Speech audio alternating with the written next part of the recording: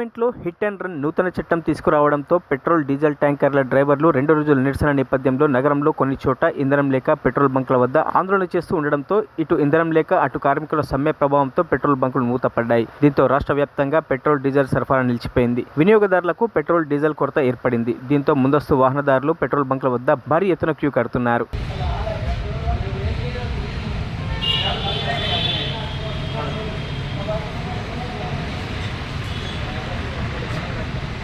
చేస్తుండ్రు. పెట్రోల్ లేదు. ఇది ఇప్పుడు పెట్రోల్ బంక్ క్లోజ్ చేసిరా? పెట్రోల్ లేదు కదా, పెట్రోల్ లేదు కాబట్టే కదా పోస్టల్. అంటే ఎన్ని రోజులు స్ట్రైక్ ఉంటుంది? ఇవాళ ఈవినింగ్ వరకు. రేపు క్లియర్ అయిపోతుంది. అయిపోతా.